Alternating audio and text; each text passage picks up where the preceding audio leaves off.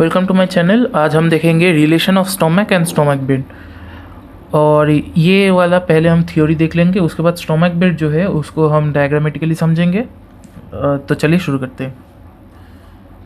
देखिए, पहले peritoneal relation दो टाइप का होगा, पेरिटोनियल रिलेशनशिप, विसरल रिलेशनशिप। और विसरल रिलेशनशिप के अंदर स्टोमक बेड होगा, तो ये स्टोमक बेड बाद में होगा, ये स्टोमक बेड होगा। Peritoneal relationship. The stomach bed is lined by peritoneum on both its surface. तो क्या होगा कि सपोज ये स्टोमक है, ठीक है, तो पेरिटोनियम क्या होगा, इसके ऊपर होगा और इसके नीचे होगा, ऐसे होगा, ठीक है, ये ऐसे होगा पेरिटोनियम। ये एक लेयर, ये ऊपर वाला लेयर एक है और ये नीचे वाला एक लेयर है, ये दोनों पेरिटोनियम का लेयर ऐसे स्टोमक को कवर करेगा on its both its surfaces, ठीक है। At the lesser curvature, the layer of the peritoneum lining the anterior and posterior surface meet and become continuous with the lesser omentum। मतलब क्या है कि ये देखिए, ये अगर स्टोमक हुआ तो लेसर कर्वेचर, मतलब ये अगर ऐसा हुआ कि ये इस तरफ हम मान लेते हैं कि ये लेसर कर्वेचर है, ये लेसर कर्वेचर है, और ब्लू लाइन से मैं ग्रेटर कर्वेचर ड्रॉ कर देता हूँ।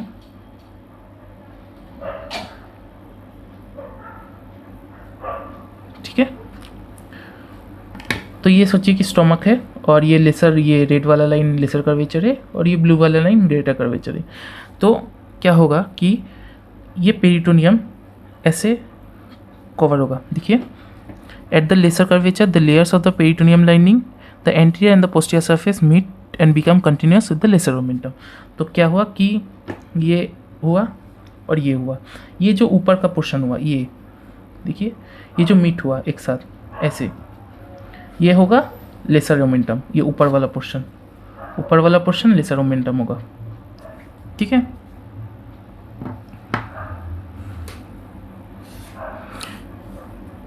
लाइनिंग द लेसर कर्वेचर की तरफ the layers of the peritoneum lining the anterior and the posterior surface meet become continuous with the lesser omentum.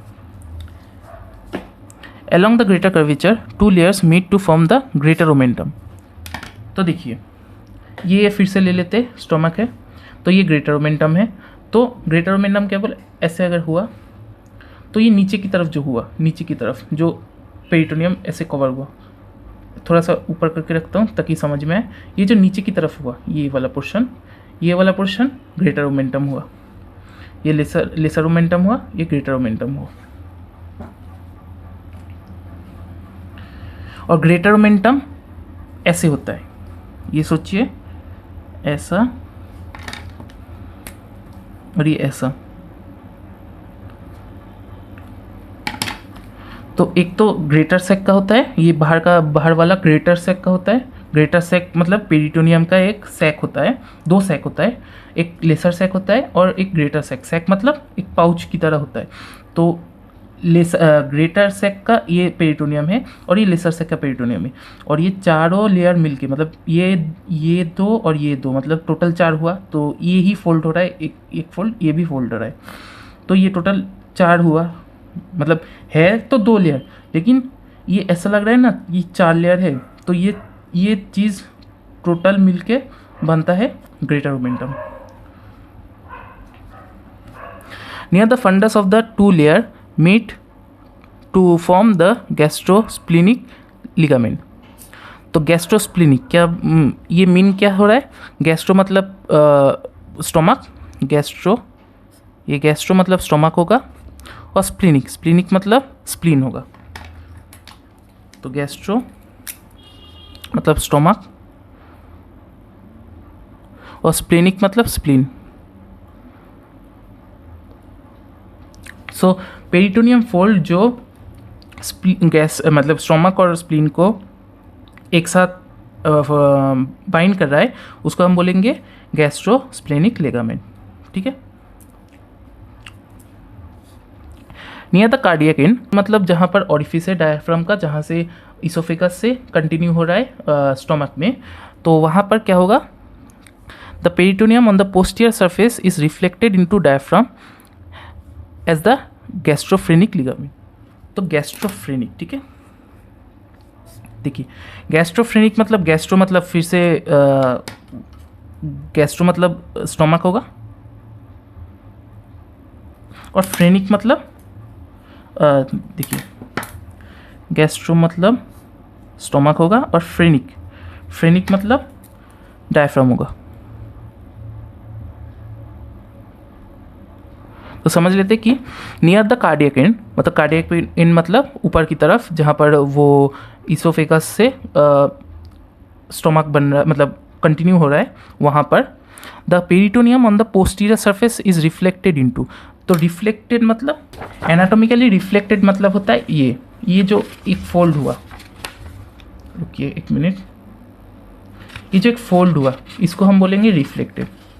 देख पा रहे हैं आप, ये जो फोल्ड हुआ इसको हम बोलेंगे रिफ्लेक्टेड। तो क्या होगा कि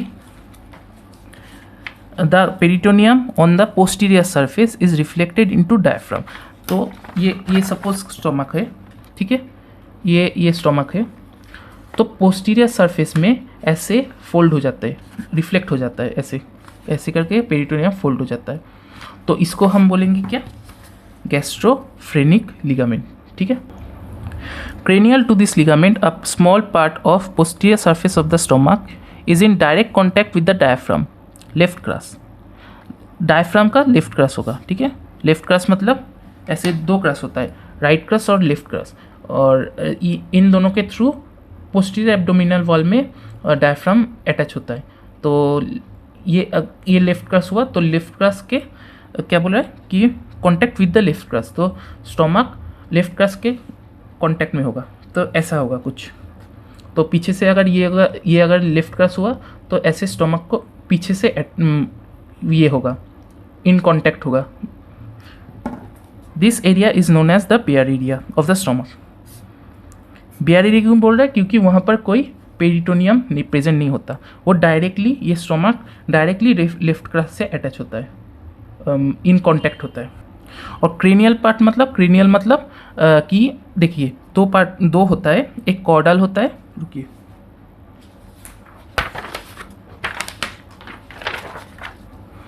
एक क्रेनियल होता है और एक होता है कॉर्डल। क्रेनियल मतलब ऊपर की तरफ, मतलब ब्रेन की तरफ, और कॉर्डल मतलब टेल। तो बेसिकली क्रेनियल मतलब ऊपर की तरफ होगा, मतलब ब्रेन की तरफ होगा, और कॉर्डल मतलब टेल की तरफ होगा। तो क्रेनियल टू दिस लिगामेंट मतलब लिगामेंट के ऊपर की तरफ, cranial to this ligament is a small part of the posterior surface of the stomach in direct contact, ठीक है, इन डायरेक्ट कॉन्टैक्ट मतलब बीच में कोई पेरिटोनियम का लेयर नहीं होगा।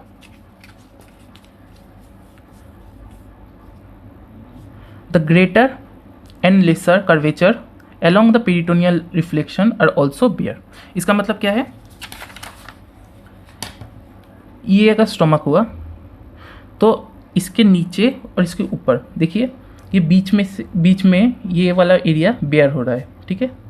देखिए ये सरफेस का कोई कांटेक्ट नहीं है, ये सरफेस का कोई कांटेक्ट नहीं है, तो क्या होगा, ये दो एरिया बेयर होगा। और ये बेयर एरिया जो है, ये बेयर एरिया से दूसरे ऑर्गन से स्टोमक तक ब्लड पहुंचता है, ब्लड वेसल्स, या फिर बोल सकते हैं कि नर्व्स पहुंचता है। मतलब ये देखिए, ये अगर यहाँ से अगर बेयर हुआ तो यहाँ से पहुंचने में इजी होगा। तो अगर सोचिए कि स्प्लीन से स्टोमक में कोई ब्लड वेसल जाना ज़रूरी है, तो इसी बेयर एरिया से वो जाएगा। अभी देख लेते हैं visceral relation. The anterior surface of the stomach is related to the liver, the diaphragm, the anterior abdominal wall. अभी एंटीरियर एब्डोमिनल वॉल में बहुत सारा मसल्स होता है, और फिर फाशा भी प्रेजेंट होता है, तो वो हम बाद में देखेंगे किसी और वीडियो में। तो यहाँ पर क्या है कि लीवर है, डायफ्राम है, और एंटीरियर एब्डोमिनल वॉल जो कि मसल्स और फाशा से बना हुआ होता है। The diaphragm separates the stomach from the left pleura. Left pleura मतलब क्या होता है कि जो लंग्स को कवर करके रखता है उसको हम बोलते हैं प्लूरा। एक मेम्ब्रेन टाइप का चीज़ जो लंग्स को कवर करके रखता है उसको हम प्लूरा बोलते हैं। पेरिकार्डियम, हार्ट को भी एक मेम्ब्रेन टाइप का कुछ कवर करके रखता है उसको हम बोलते हैं पेरिकार्डियम।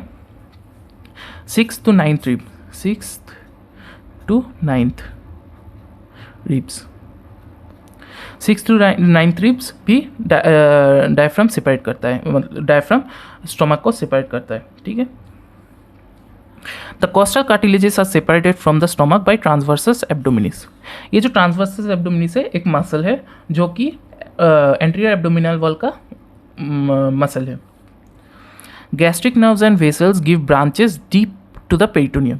तो पेरिटोनियम का डीप मतलब सोचिए ये अगर पेरिटोनियम हुआ, ऊपर वाला एक पेरिटोनियम हुआ, तो पेरिटोनियम का डीप मतलब पेरिटोनियम के नीचे से और ये स्टोमक के ऊपर से, मतलब ऐसे होगा, ऐसे होगा। तो डीप टू द पेरिटोनियम मतलब ऐसे अगर सोचिए तो पहले ये हटेगा तो ऊपर में वेसल आएगा, उसके बाद स्टोमक आएगा, ठीक है, ऐसे होगा। ये डीप टू द पेरिटोनियम होगा, ठीक है। डीप टू द पेरिटोनियम मतलब पेरिटोनियम के अंदर, स्टोमक के बाहर लेकिन पेरिटोनियम के अंदर। Deep to the perineum. The space between the left costal margin and the lower edge of the lung on the stomach is known as Trobes space. तो सोचिए कि ये कॉस्टल मार्जिन है।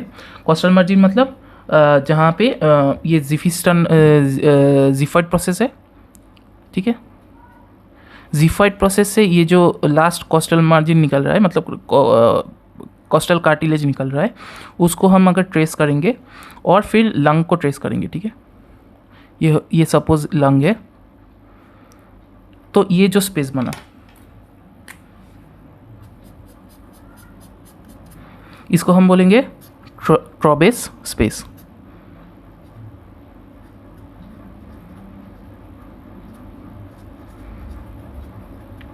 ट्रोबेस स्पेस। अभी देख लेते हैं stomach bed. The posterior surface of the stomach bed is related to the structure forming the stomach bed, all which are separated from the stomach by the cavity of the lesser sac. इसका मतलब क्या है कि देखिए ये stomach है, इसके पीछे पेरिटोनियम होगा, उसके पीछे तो विसरल होगा। विसरल मतलब कोई दूसरा ऑर्गन्स होगा ना। देखिए ये लंग, उसके बाद ये पेरिटोनियम का लेयर, उसके बाद पीछे तो लंग्स होगा, लंग्स बोल रहा हूँ, पीछे कोई दूसरा ऑर्गन होगा, प्रेजेंट होगा दूसरा ऑर्गन्स, ठीक है। उसको ही हम बोल रहे हैं स्टोमक बेड। देखिए ये अगर स्टोमक हुआ, ये पेरिटोनियम हुआ, ये हाथ मेरा पेरिटोनियम है, और ये नीचे जो ऑर्गन्स प्रेजेंट होगा वो क्या कहलाएगा, वो स्टोमक बेड कहलाएगा, क्योंकि स्टोमक को रेस्ट करने में हेल्प कर रहा है पीछे। और लेसर सैक, ये देखिए ये लेसर सैक मैंने लिखा है।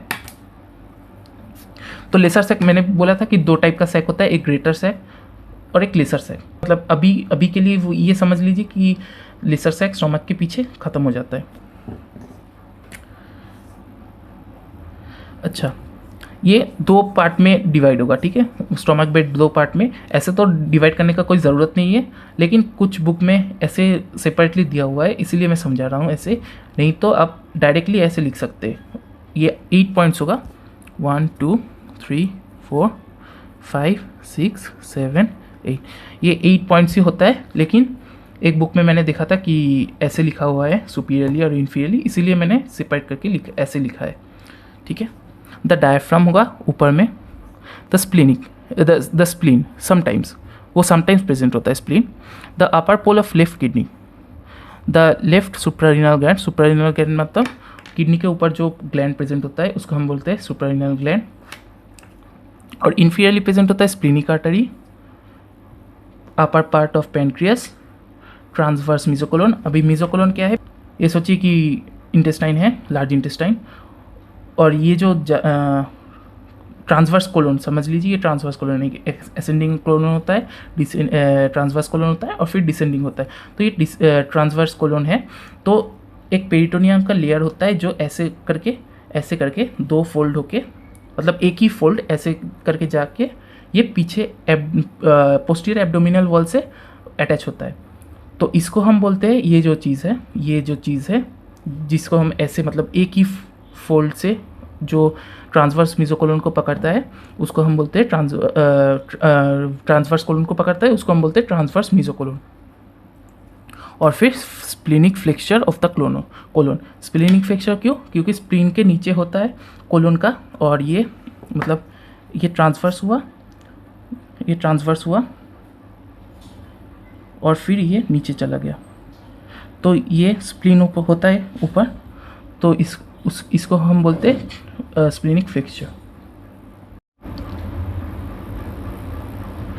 अभी स्टोमक बेड को डायग्रामेटिकली समझ लेते हैं। तो देखिए, पहले आएगा द डायफ्राम, ठीक है, तो डायफ्राम ड्रॉ कर लेते हैं।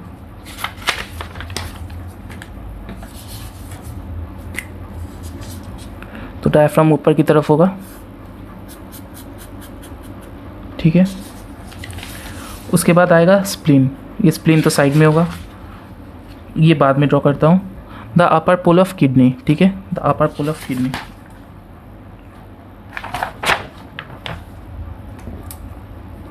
अपर पोल ऑफ किडनी, ये अगर किडनी हुआ, सोचिए ये पार्ट किडनी है, ठीक है।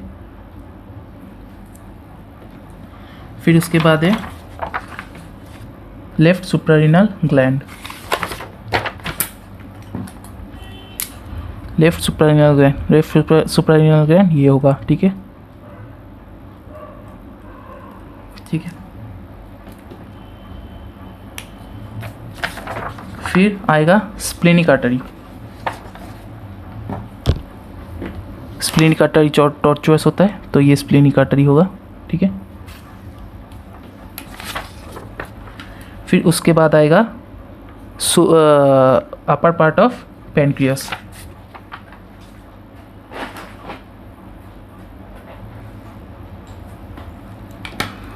ये हम मान लेते हैं कि अपर पार्ट ऑफ पैनक्रियास है, ये पैनक्रियास होगा, ठीक है। और पैनक्रियास के टिप में ये होगा स्प्लीन होगा, तो स्प्लीन को अभी ड्रॉ करते हैं। ये स्प्लीन है, ठीक है, ये स्प्लीन हमने ड्रॉ कर लिया।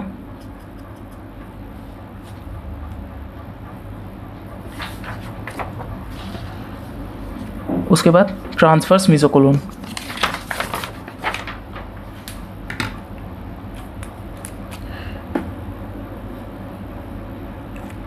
पहले हम कोलोन ड्रॉ कर लेते हैं। ये सपोज ये कोलोन है और ये स्प्लीनिक फ्लेक्चर, ये स्प्लीनिक फ्लेक्चर थोड़ा सा ऊपर ही होगा, क्योंकि ये देखिए ये थोड़ा सा ऊपर होगा, स्प्लीन तक जाएगा, स्प्लीन से फिर नीचे आएगा, ठीक है। ये स्प्लीनिक फ्लेक्चर होगा।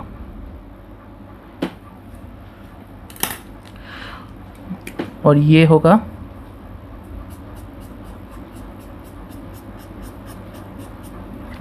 ये जो ग्रीन पार्ट से बना हुआ है वो होगा ट्रांसवर्स मीजोकोलोन।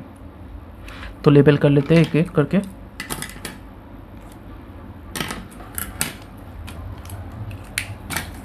ये होगा डायफ्राम,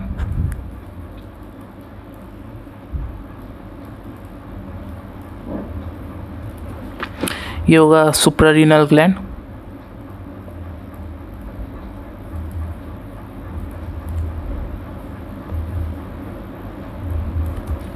ये है अपर पोल ऑफ किडनी,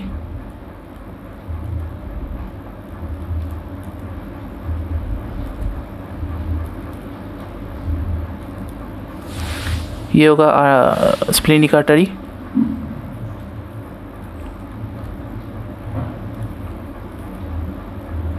ये होगा स्प्लीन, ये होगा पैनक्रियास, ये होगा ट्रांसवर्स मीजोकोलोन,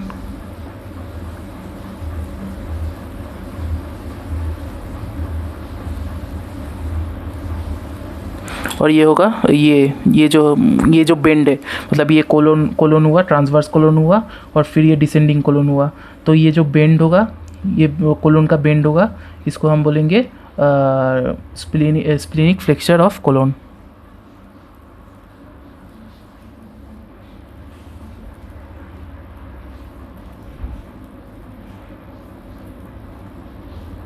देखिए 8 हो गया है, 1 2 3 4 5 6 7 8, ठीक है। तो यही 8 होता है और ये बेड फॉर्म करता है स्टोमक का, ठीक है। और यहाँ पर ख़त्म होता है आज का वीडियो, जहाँ पर हम देखे relation of stomach and stomach bed. और अगर ये नोट्स आपको चाहिए तो मैं डिस्क्रिप्शन में दे दूँगा, आप वहाँ से डाउनलोड कर सकते हैं। और थैंक यू आज का वीडियो देखने के लिए, मिलते हैं अगले वीडियो में।